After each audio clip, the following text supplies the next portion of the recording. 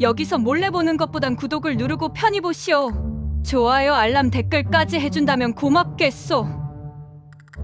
아직도 구독 안 누르다니 빨리 누르시오. 묵명천마 제15막 화산의 태화검존 일수차천 태화검존의 시험. 울창한 수림을 휘감은 짙은 운무가 전장의 살기를 머금어 묵직하게 가라앉았다. 대기는 이미 단순한 바람의 흐름이 아니었다. 그것은 태화검존이라는 거대한 존재가 뿜어내는 기운에 눌려 숨 쉬는 것조차 고통스러운 점성을 가진 진기의 바다와 같았다. 태화검존은 여전히 검을 뽑지 않았다. 그저 허공을 유영하는 그의 양손이 만들어내는 무형의 궤적 하나하나가 화산의 수천 년 무공정수를 함축한 채 날카로운 이빨을 드러낼 뿐이었다. 백호와 독고행의 합격술이 태화검존의 안면을 향해 다시 쇄도했다. 적혈도에서 뿜어져 나오는 핏빛, 도기와 독고행의 손끝에서 서린 자줏빛 내공이 태화검존의 강기와 충돌하며 전장에는 흩날리는 진기의 파편들이 불꽃처럼 튀어올랐다. 빽빽한 나무들 사이로 비틀린 공간의 파공음이 사냐를 뒤흔들었으나 태화검존의 안색은 고요한 호수처럼 평온했다. 그는 그저 왼손을 가볍게 휘둘러 그 거대한 기운의 흐름을 마치 흐르는 물을 걷어내듯 옆으로 흘려보냈다.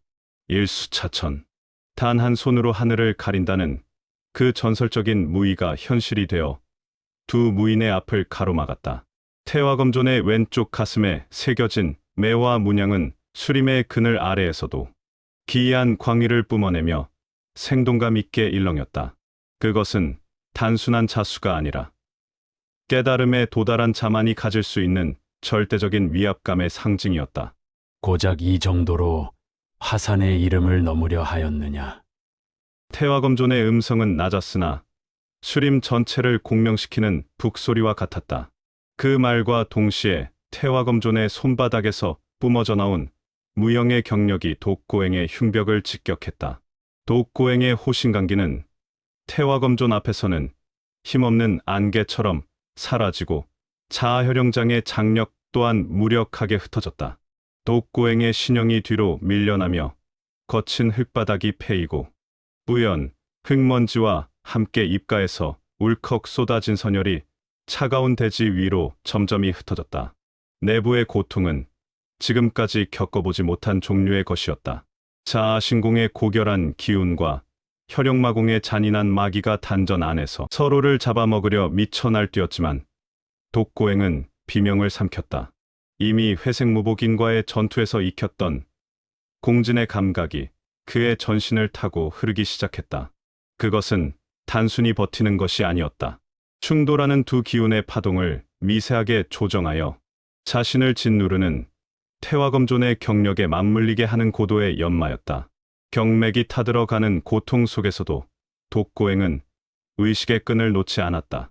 내부에서 소용돌이치던 상극의 힘들이 어느 순간 하나의 거대한 흐름으로 정렬되기 시작했다. 억눌려 있던 기운이 공진을 통해 증폭되더니 그의 전신에서 자줏빛 안개가 폭사하며 태화검존이 뻗어낸 무형의 장력을 정면으로 받아내기 시작했다. 태화검존의 눈매가 처음으로 가늘게 떨렸다. 서로 다른 근원의 힘을 하나로 묶어 외부의 충격을 상쇄하고 있다니.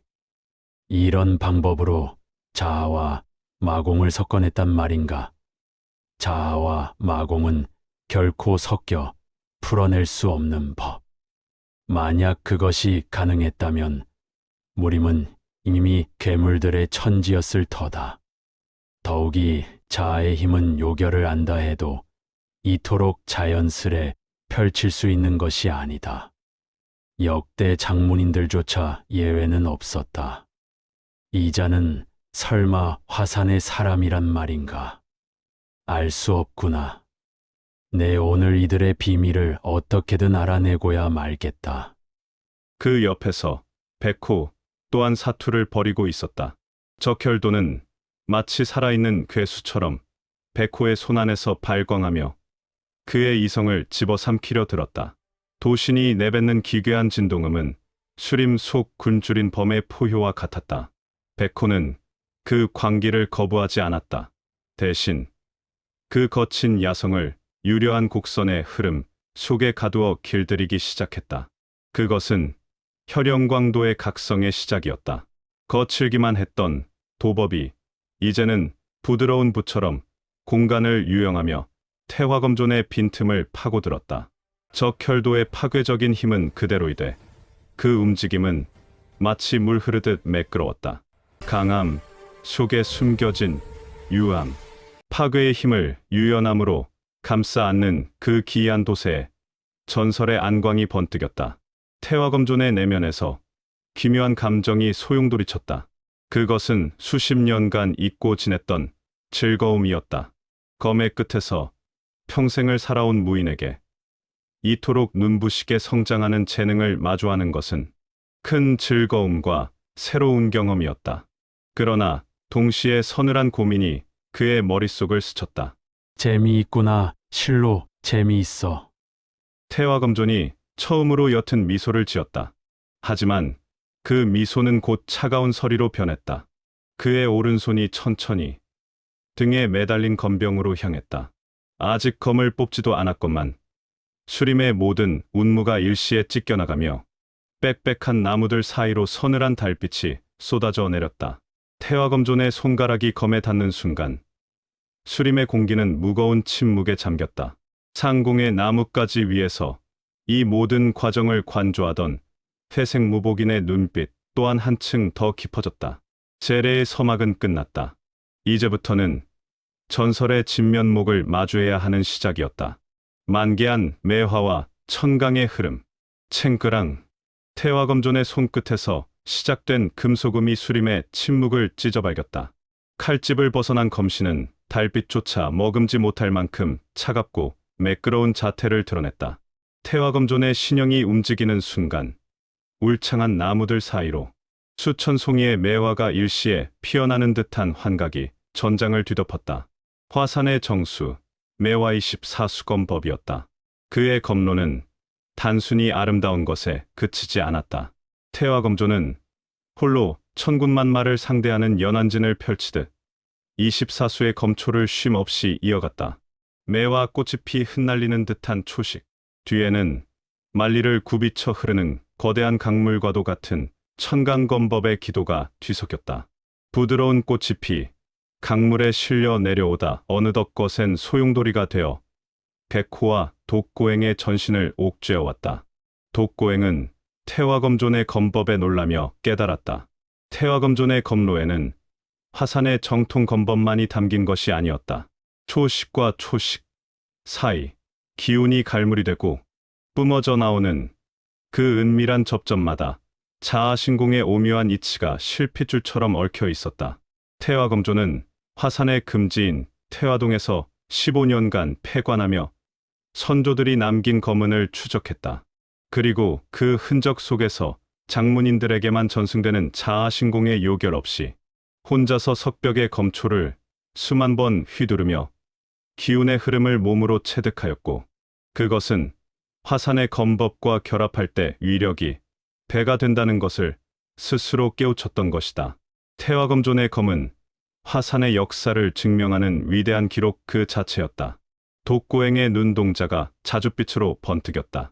태화검존의 검로를 피해내던 그는 자신의 내면에서 완벽하게 다듬어지지 않았던 요결들이 하나씩 보이기 시작했다.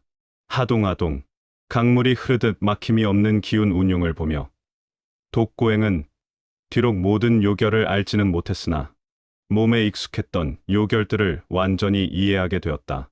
이어지는 천강검법의 거센 파도 앞에서 그는 자신을 굽히고 낮추었다. 자기 부쟁이 검만 자복, 다투지 않음으로써 만물을 복종시키는 이치를 태화검존의 검강을 직접 받아내며 완벽하게 펼쳐내었다. 그리고 허이와의 도리까지 다듬어지는 순간 다른 자아신공의 요결 없이 세 가지 요결만은 완벽하게 자신의 것으로 만들었고, 독고행의 움직임은 이전과는 차원이 다른 유려함을 갖추기 시작했다. 그는 태화검존이 15년에 걸쳐 태화동의 벽을 보며 깨우친 장엄한 이치를 2년도 안 된 시간과 단 한 시즌의 교전 속에서 완전히 자신의 것으로 깎아내고 있었다. 태화검존의 검미가 꿈틀거렸다. 검을 휘두르는 그의 팔끝으로 기이한 전율이 타고 올라왔다.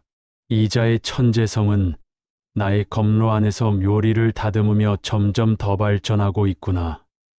본래부터 화산의 운기를 수십 년 해온 것처럼 이리도 자연스레 펼쳐낸단 말이냐. 태화검존의 심연 속에서 거대한 폭풍이 일었다.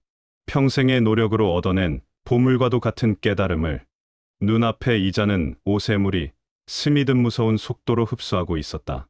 감탄은 이내 서늘한 감정으로 변했다. 이토록 무서운 재능이 중원 무림의 대지에 뿌리를 내린다면 그 미래는 축복일까? 아니면 재앙일까? 이자를 지금 사로잡아 화산의 그늘 아래 가두어야 하는가? 아니면 훗날의 화근을 없애기 위해 이곳을 무덤으로 만들어야 하는가? 갈등이 깊어질수록 태화검존의 검은 더욱 무거워졌다. 자줏빛 광위를 내뿜는 서슬퍼런 위압감에 백호의 적혈도마저 공포에 질린 듯 비명을 내질렀다. 태화검존의 천강검법이 수림을 휩쓸 때마다 고목들이 맥없이 꺾여나갔다. 독고행이 요결을 더욱 다듬는 사이 백호 역시 한계의 벽 앞에 섰다. 손에 쥔 적혈도는 이제 백호의 생명력을 빨아들이며 기괴한 핏빛, 울음을 토해내는 명부의 귀물과 같았다. 백호의 미간이 깊게 패였다. 역체 변환술로 빚어진 단단한 육신 위로 굵은 핏줄이 돋아났다. 예전 같았으면 광기에 휘말려 눈먼 칼질을 반복했겠으나 지금의 백호는 달랐다. 그는 폭주하려는 적혈도의 기운을 오히려 자신의 경맥 안으로 강제로 끌어들였다.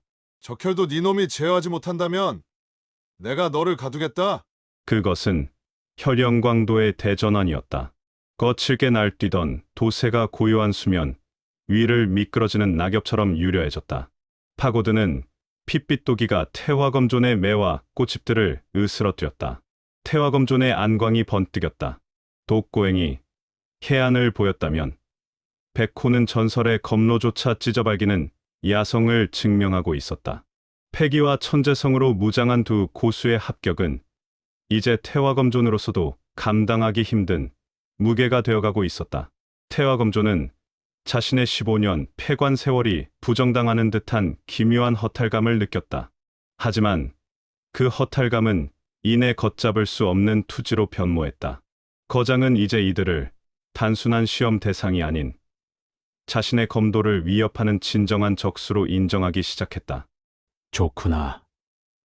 실로 눈부신 재능들이로다. 태화검존의 감탄과 함께 기수식이 기이하게 변했다. 검끝이 향하는 곳마다 수림의 공기가 진공 상태처럼 얼어붙었다. 그것은 물리적인 궤적을 넘어선 의념의 파동이었다. 심검이 움직이며 수림을 잠식하기 시작했다. 의념의 심연, 무의지의 폭풍.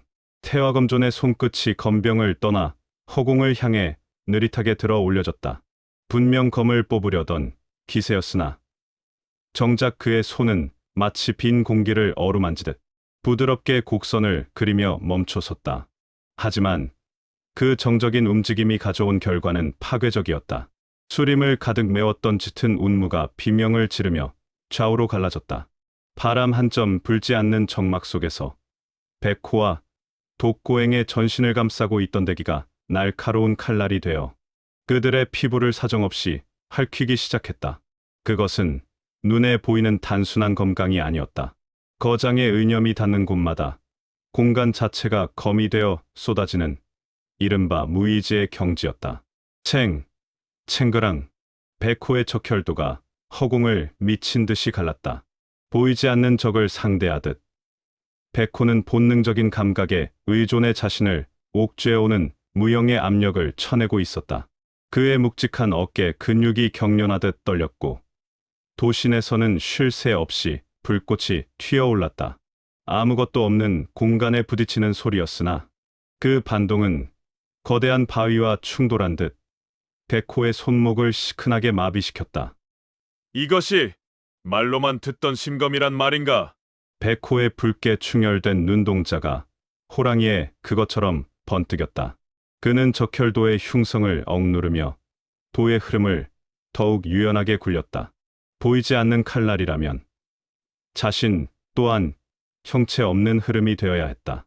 그는 발끝에서부터 올라오는 지력을 이용해 신형을 낮게 굽히며 태화검존의 의념이 만들어낸 진공의 틈바구니를 파고들었다.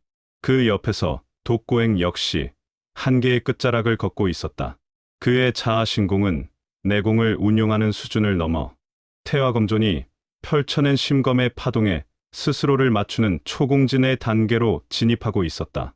전신에서 뿜어져 나오는 자줏빛 기운이 태화검존의 압력에 눌려 옅어지는 듯했으나 오히려 그 밀도는 더욱 단단하게 응축되었다. 독고행의 귓가에는 수림의 나무들이 부서지는 소리가 천둥처럼 울려 퍼졌다.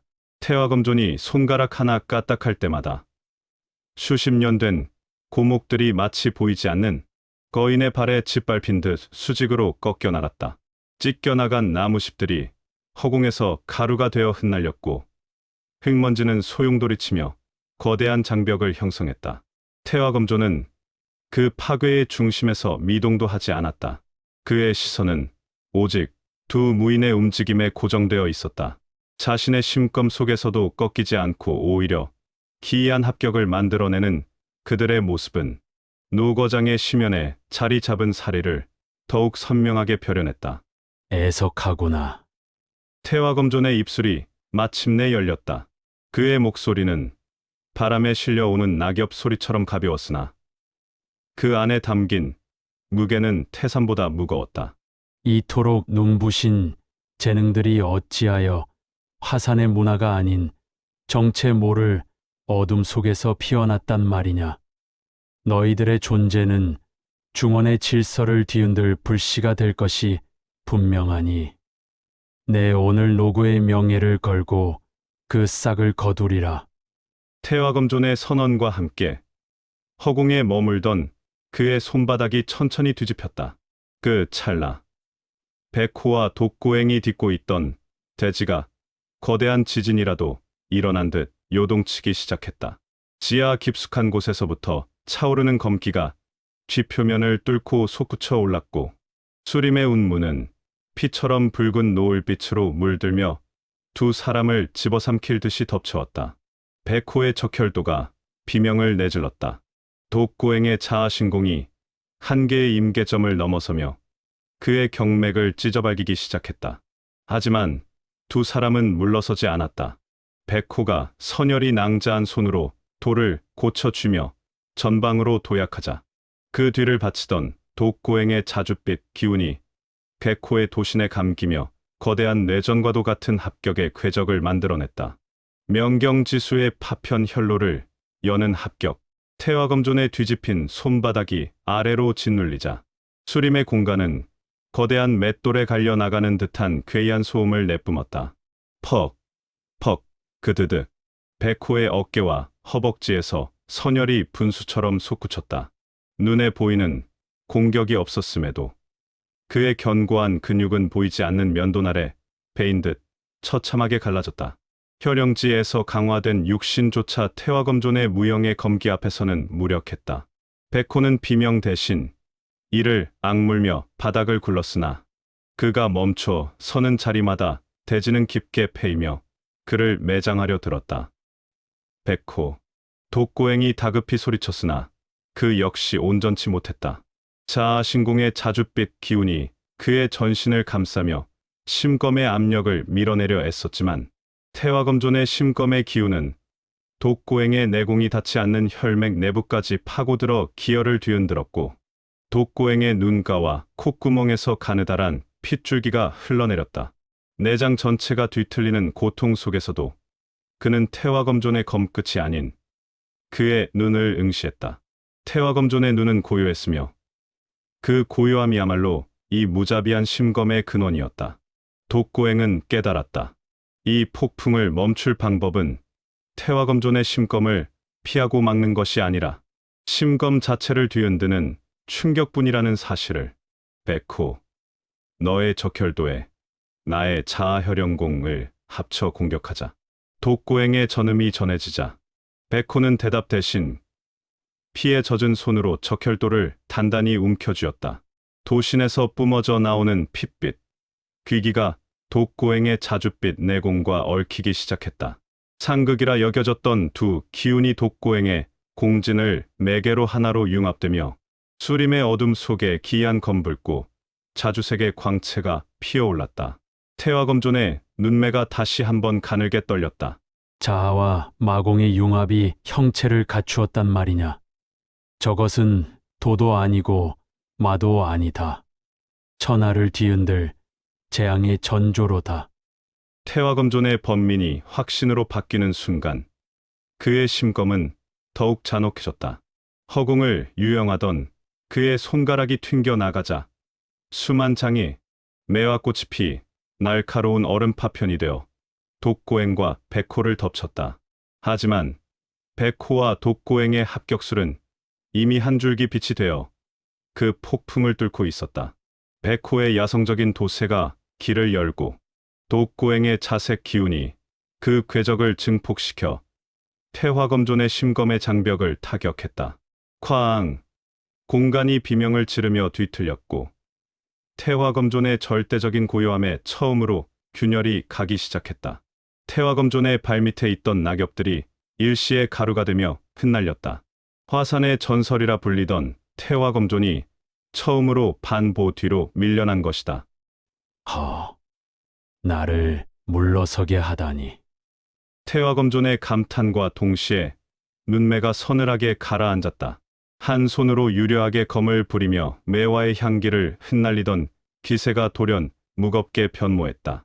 그는 앞으로 결을 짚고 있던 손을, 한 손으로 쥐고 있던 검병을 양손으로 함께 움켜쥐었다. 태화검존의 두 손이 검을 단단히 고정하는 순간 수림의 모든 기류가 검끝을 향해 소용돌이치며 응축되기 시작했다. 정중동의 극치였다. 태화검존은 움직이지 않았으나 그가 움켜쥔 검병을 타고 흐르는 심검의 기운은 이미 수림 전체를 거대한 검의 감옥으로 탈바꿈시키고 있었다. 백호와 독고행의 합격술이 만들어낸 합공의 기운이 태화검존의 심검에 가로막혀 비명을 질렀다. 두 무인의 전신에서 뿜어져 나오던 진기가 압도적인 위압감 아래 짓눌리며 사방으로 흩어졌다. 태화검존이 양손에 힘을 실어 검을 내리그으려던 바로 그 찰나였다.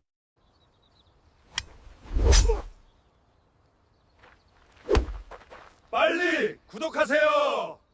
쾅! 하늘을 가리고 있던 고목들이 일시에 폭사하며 전장의 한복판으로 거대한 충격파가 휘몰아쳤다. 상공에서 예고 없이 수직으로 낙하한 회색의 그림자가 지면을 강타했다. 지면을 딛는 회색 무복인의 육중한 진각 한 번에 태화검존이 양손으로 구축해 놓았던 정적인 심검의 공간이 유리창이 깨지듯 산산조각 났다. 휘몰아치던 자줏빛 한개와 핏빛 도기가 회색 무복의 거대한 기류에 휘말려 거칠게 비산했다. 태화검존은 처음으로 이미 휘두르려던 검로의 궤적이 뒤틀리는 것을 느끼며 한보 뒤로 물러섰다. 양손으로 쥔 검병을 고쳐 잡는 그의 안광에 처음으로 당혹감이 서렸다. 자욱한 흙먼지 속에서 서서히 드러난 회색 무복인의 등 뒤로 부러진 나무십들이 눈송이처럼 흩날렸다. 그는 뒤로 밀려나간 독고행과 백호를 등 뒤에 둔 채 오직 태화검존만을 향해 서늘한 기계를 뿜어내고 있었다. 화산의 전설이라 불리는 자의 심검이 이토록 살기에 찌들었을 줄이야. 화산의 이름이 울겠구요. 낮게 깔리는 회색 무복인의 음성이 들리는 순간 수림의 시간은 완전히 멈춰버렸다. 백호와 독고행은 간신히 자세를 잡으며 태화검존의 기운을 정면으로 짓눌러버린 이자의 뒷모습을 경악어린 눈으로 바라보았다. 전설을 짓누르는 고요. 자욱한 흙먼지가 수림의 대기를 메웠으나 회색 무복인을 중심으로 형성된 반경 몇 자 안에는 정적만이 감돌았다. 태화검존은 양손으로 검병을 꽉 움켜쥔 채 자신의 시야에서 한 번도 사라진 적 없는 상공의 나뭇가지를 떠올렸다. 오한이 전신을 훑고 지나갔다. 자아신공의 묘리를 깨닫고 심검의 문턱을 넘어섰건만 바로 머리 위에서 자신을 내려다보던 저자의 기척을 단 1푼도 느끼지 못했다는 사실이 노검객의 자존심을 난도질했다. 아니, 처음부터 이곳에서 지금까지 지켜보고 있었단 말이냐? 내 기감이 이토록 무뎠단 말인가? 태화검존의 음성은 미세하게 떨리고 있었다. 그것은 공포라기보다는 평생을 쌓아온 자신의 무학적 경지가 한순간에 부정당한 자의 비통함에 가까웠다. 백호와 독고행은 거친 숨을 몰아쉬며 회색무복인의 뒷모습에 시선을 고정했다. 자신들을 죽이려던 전설의 검기를 단 한 번의 진각으로 깨뜨린 사내, 그의 등 뒤에 서 있는 것만으로도 대기를 짓누르던 태화검존의 압박이 신기루처럼 사라지는 것을 느꼈다. 태화검존이 검끝을 바닥으로 내리며 차갑게 물었다. 누구냐? 화산의 일에 개입할 정도면 무림의 이름 정도는 남겼을 터인데. 회색무복인은 대답 대신 발치에 흩어진 나무십 하나를 가만히 응시했다. 그 자리에 서 있는 것만으로도 수림의 모든 기류는 그를 중심으로 재편되고 있었다. 이름은 허울일 뿐. 다만 나는 이 두 놈이 화산의 검에서 살아남아 무림을 어떻게 써나갈지 궁금한 사람일 뿐이지. 그리고 그대는 화산의 돈은 사라지고 살기만 남았으니 꽃이 지는 것은 필연이 아니겠는가. 그대의 매화는 이미 살기에 절어 시들어버렸군. 그의 목소리는 낮고 평온했으나 태화검존의 고막을 송곳처럼 파고들었다. 태화검존의 눈 안에 노기가 서렸다. 양손에 쥔 검신에서 자줏빛 광위가 폭발하듯 솟구쳤으나 사내의 손끝에서 파공음조차 내지 않는 회색 강기가 흘러나와 태화검존이 펼쳐놓은 자줏빛 검막을 부드럽게 뚫고 들어왔기 때문이다. 태화검존은 놀라며 천강검법과 심검을 펼치며 대지를 찢어발길듯 무영의 심검을 쏘아보냈지만 회색무복인이 두 손을 휘젓자 심검의 검기는 회색의 소용돌이 속으로 속절없이 사라졌다. 자신의 검이 회색무복인의 신체에 닿기도 전에 마치 보이지 않는 거대한 벽에 가로막힌 듯 힘없이 튕겨나갔다. 이럴 수가. 나의 심검을 이리도 쉽게 흩을 수 있단 말인가? 이자의 무학은 심검의 크기에 있단 말이냐? 회색무복의 무공은 태화검존의 자존심에 상처를 주며 호승심을 자극했다. 지금까지 독고행과 백호를 상대로 여유를 부리던 태화검존의 모습은 사라졌고 갑자기 태화검존의 장포가 펄럭이기 시작했다. 그대가 끝까지 정체를 밝히지 않고 나와 손을 섞겠다면 나도 이제 전력으로 당신을 상대하겠소. 검을 뽑으시오. 태화검존의 말이 끝나기가 무섭게 회색무복의 신형이 흔들리며 수십 가닥의 지공이 태화검존에게 날아들었다. 지공은 태화검존에게 미치지 못하고 태화검존의 심검에 부딪히며 엄청난 충격파가 근처를 진동했고 태화검존은 충격으로 반보 뒤로 밀려났고 그의 안광이 경악으로 일렁였다. 폐관의 세월을 거쳐 도달한 심검의 경지이며 하산의 정수가 지공의 충격파에 밀려 반보의 퇴보를 허용했다는 사실은 태화검존의 이성을 마비시키기에 충분했다. 그것은 단순한 물리적 거리가 아니라 태화검존이 평생을 쌓아온 무학의 자부심이 밑바닥부터 붕괴하는 소리였다. 그의 손바닥을 타고 전해지는 진동은 뼛속까지 시리게 파고들었다. 심검의 방어막은 뚫리지 않았으나 그 너머로 전해지는 회색 강기는 태화검존이 감당할 수 있는 범주를 넘어서 있었다. 지금까지 독고행과 백호를 상대로 여유를 부리던 전설의 위용은 사라지고 그의 얼굴에는 지독한 당혹감과 수치심이 짙은 그늘을 드리웠다. 회색무복의 사내는 태화검존의 그 처절한 심경 변화에는 일말의 관심도 없다는 듯 무심하게 시선을 돌려 독고행과 백호를 바라보았다. 사내는 태화검존의 살기 어린 심검을 무심하게 흘려내며 독고행과 백호에게 전음을 보냈다. 자리가 길어질 듯하니 이만 이곳을 벗어나라. 사내는 태화검존의 다음 공세가 시작되려는 찰나 수림 전체를 뒤흔드는 기운을 내뿜으며 전음을 이어갔다. 살아남아서 기회가 된다면 그때 마교의 총본산이 있는 곳으로 찾아오너라. 회색 무복인의 전음이 끝나기 무섭게 태화검조는 온몸에 기를 끌어올리고 있었다. 독고행과 백호는 회색 무복인의 전음을 듣고 자리를 벗어나려 자세를 잡자 태화검존의 호통이 들렸다. 어딜 도망가려고 하는 것이냐? 화산의 죄인들이 내 앞에서 감히 도망칠 수 있다고 생각하느냐? 태화검조는 전신에 자아의 기운을 극성으로 끌어올리며 심검과 비검의 경지까지 끌어올려 두 사람의 퇴로를 막아서려 했다. 태화검존의 무지막지한 내공이 실린 자줏빛 검기가 숲을 가로질렀다. 그러나 회색 무복의 사내가 신형을 뒤틀며 그 앞을 가로막았다. 사내의 손바닥에서 뿜어져 나온 묵직한 회색 강기가 태화검존의 검로를 정면으로 받아냈다. 수림 전체가 뒤흔들리는 충격파 속에서 태화검존은 내공이 진탕되었지만 그는 다시 검을 고쳐 쥐고 다음 공격 자세를 취했다. 사내가 흩뿌린 회색의 안개가 이미 그의 시야와 기감을 흔들고 차단하고 있었다. 태화검조는 자신을 압박하며 다가오는 회색의 심연을 향해 미친 듯이 검을 휘두르며 검기를 피워냈다. 태화검존의 전신에서 뿜어져 나오는 기운은 이미 인간의 한계를 시험하고 있었다. 10대 시절 처음 목검을 쥐었을 때의 설렘부터 노년의 거봉이 되어 만인을 굽어보는 지금까지 그가 흘린 땀방울과 인내의 세월이 자줏빛 광희가 되어 수림의 대기를 잠식해 들어갔다. 그것은 단순히 폐관 수련의 결과물이 아니었다. 화산이라는 거대한 문파의 역사를 온몸으로 체득하고 그 정수를 자신의 피와 살로 치환해온 한 무인의 일평생이 담긴 집념의 결정체였다.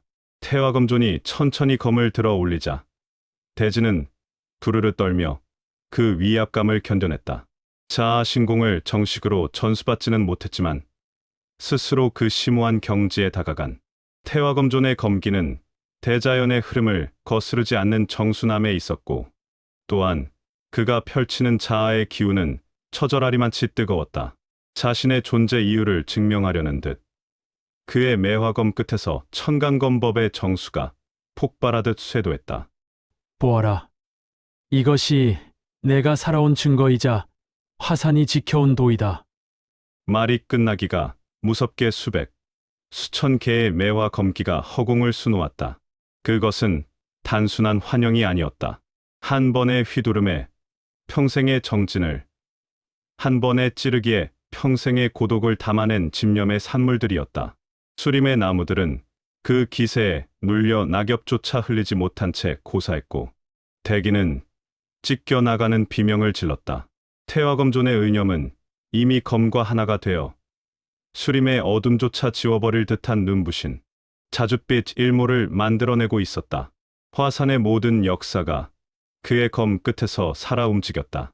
매화는 만개하여 폭풍이 되었고 그 폭풍은 다시 예리한 칼날이 되어 회색 무복인을 향해 쏟아졌다. 그것은 한 무인이 자신의 평생을 바친 무학에 대한 지독하리만치 고결한 포효였으며 숭고한 경배였다. 수천 개의 자줏빛 검기가 대기를 찢으며 쇄도하는 그 절망적인 아름다움 앞에서 회색 무복인은 단 한 치의 신형도 흔들지 않았다. 그는 피할 수 있는 모든 검로를 알고 있었고 그 흐름을 깨뜨릴 수 있는 힘도 지니고 있었다. 그러나 사내는 피하지 않았다. 그것은 평생을 오로지 검 하나에 매달려온 태화검존의 삶에 대한 동시대를 살아가는 자로서 최대한의 예의였다. 사내의 주위로 형용할 수 없는 회색의 기류가 소용돌이치기 시작했다. 그것은 파괴를 목적으로 하는 강기가 아니었다. 만물을 삼키고 정화하는 거대한 심연, 만류기종의 크기가 그를 감싸 안았다. 태화검존의 모든 절약이 실린 검기들이 회색의 장막에 닿는 순간 수림은 귀를 찢는 굉음 대신 기이할 정도로 웅온한 진동에 휩싸였다. 콱콱콱콱 검기가 사내의 몸에 직접 부딪힐 때마다 태화검존의 눈동자는 경악으로 물들었다. 사내는 자신의 공력을 방패 삼아 태화검존의 일생을 온몸으로 받아내고 있었다. 하나하나의 검로에 서린 고독과 땀방울이 회색 강기와 충돌하며 사그라졌다. 그 과정에서 발생하는 엄청난 반탄 강기가 태화검존의 경맥을 뒤흔들었지만 태화검존은 멈출 수 없었다. 아니, 멈추고 싶지 않았다. 사내의 무위는 태화검존이 평생을 부딪혀온 벽 너머의 세계를 보여주고 있었다. 자줏빛 매화가 회색 시면 속으로 무수히 흩어지는 광경 속에서 태화검존은 처음으로 자신의 무학이 도달하지 못한 진정한 무의 경지를 목격했다.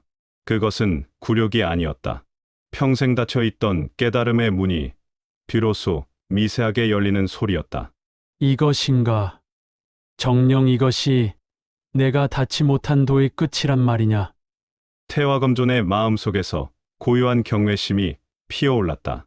사내의 회색 강기는 그의 검을 꺾는 것이 아니라 오히려 태화검존이 펼쳐낸 평생의 정수를 하나로 엮어 거대한 무학적 완성을 이끌어내고 있었다. 대적이 아닌 교감. 두 고수의 기운이 뒤섞인 수림의 중심부는 이미 인간의 전장을 넘어선 신성한 무학의 성소로 변해가고 있었다. 한참이 지나 어느 순간 태화검존의 거친 숨소리가 고요해진 수림의 정적을 찢었다. 매화검을 지팡이 삼아 간신히 몸을 지탱하고 있었으나 그의 눈빛만은 여전히 타오르는 불꽃처럼 사내를 쏘아보고 있었다. 방금 겪은 망하의 경지는 일생의 깨달음이었으나 그 대가로 화산의 죄인들을 놓쳤다는 사실은 노검객의 가슴을 난도질했다. 허허, 내 평생 이런 무위는 겪어본 적이 없거늘. 정녕 그대는 누구란 말이냐? 마교의 인물인가? 태화검존은 떨리는 목소리로 물었다. 좌절감 속에서도 무인으로서의 근원적인 호기심은 억누를 수 없었다. 사내는 대답 대신 가만히 자신의 손바닥을 내려다보았다. 그곳에는 방금 태화검존이 쏟아부은 자줏빛 강기의 잔영이 회색 안개와 뒤섞여 흩어지고 있었다. 사내는 무심한 어조로 입을 열었다. 마교라. 마교라 하면 마교일 수도 있겠고 마교에서 추방된 떠돌이낭인일 수도 있겠소. 그리고 이름은 잊고 싶소만 태화검존 그대라면 알려드리리다. 오래전 세상은 나를 천마지공이라 부르기도 했소. 그 벼로가 사내의 입술을 타고 흘러나오는 순간 태화검존의 안광이 경악으로 뒤흔들렸다. 천마지공. 그 벼로를 사용하는 자라면 무림의 단 한 명뿐인 존재가 떠오를 수밖에 없었다. 천마지공, 천유성. 그렇다면 그대가 정령전대 천마의 사제인 천유성이란 말이냐? 태화검존의 외침에 수림의 공기가 얼어붙었다.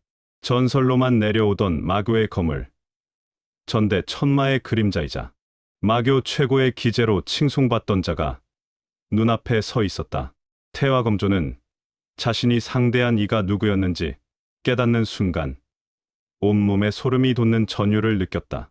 자신이 평생 닦아온 화산의 검로가 왜 그토록 무력하게 삼켜졌는지, 왜 그토록 압도적인 시면을 보았는지 이제야 모든 것이 명확해졌다. 전설과 전설이 마주한 자리에는 더 이상의 살기는 없었다.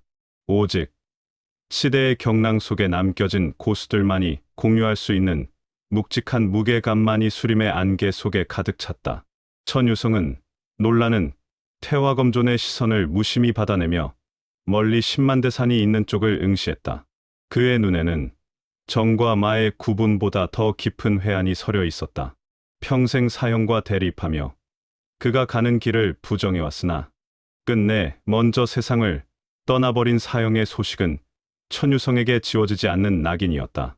서로를 인정하지 않았기에 더욱 지독하게 얽혀버린 혈육보다 진한 사제의 인연이었다.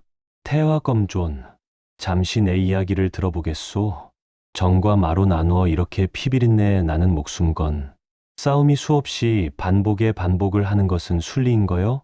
나는 아니라고 생각하오. 정파가 되었든 마도를 걷는 자가 되었든 사람 목숨을 귀하게 여기고 명분 없는 전쟁과 돌고 도는 사륙은 이제 멈춰야 하지 않겠소? 한동안 말을 아낀 천유성은 다시 한번 태화검존을 쳐다보며 말을 이었다. 천마인 사형은 늘 나와 맞지 않으셨지. 그분이 짊어졌던 천마라는 짐이 얼마나 어리석고 무거운 것인지 죽는 순간까지도 깨닫지 못했을 거예요. 천유성의 어조는 서늘했으나 그 밑바닥에는 기묘한 부채감이 일렁였다. 사형이 세상을 떠난 뒤에야 홀로 남아 고민하며 정파와 마교의 반복되는 복수의 끝을 지켜보게 된 천무은의 씁쓸한 고백이었다. 그는 천천히 신형을 돌려 태화검존을 정면으로 바라보았다. 저 두 놈은 마교의 진전을 이었지만 그래도 한 녀석은 정파와 마교가 하지 못한 것을 이룰 수 있지 않을까 싶소. 훗날 저 아이가 자신의 운명을 찾아 마교가 아닌 화산의 문턱을 넘게 된다면 그때는 태화검존 당신이 손에 사정을 두었으면 하오. 그것은 전설적인 고수가 건네는 정중한 부탁인 동시에 마교의 천마에 버금가는 자의 청탁이었다. 태화검존은 대답 대신 건병을 꽉 쥐었다. 마교의 인물임에도 그 기계가 고결하고 또한 천유성의 무의에 깊은 감명을 받았기 때문이다. 천유성은 대답을 기다리지 않고 안개와 하나가 되어 서서히 자취를 감추었다. 매화는 추위를 견뎌야 향기를 내뿜는 법. 저 아이의 매화가 화산에서 만개할지 아니면 피도 눈물도 없는 마의 꽃이 될지는 두고 보면 알지 않겠소. 사내의 마지막 음성이 바람에 흩날렸다. 태화검존은 홀로 남겨진 수림에서 회색 무복의 천유성이 사라진 방향을 오래도록 응시했다. 평생 단 한 번도 경험하지 못한 기이한 인연과 무학의 경지가 그의 가슴 속에 묵직한 응어리로 남았다. 천유성이 사라진 전장에는 오직 차가운 새벽 이슬만이 내려앉고 있었다. 격변을 일으키고 있는 독고행과 백호와 달리 이부상서의 옆에 있는 단운에게는 또 다른 사건이 일어나고 있었다. 강추위 온다니 운전 조심하시고 건강 챙기셨으면 합니다. 16막에서 즐거운 마음으로 찾아뵙겠습니다.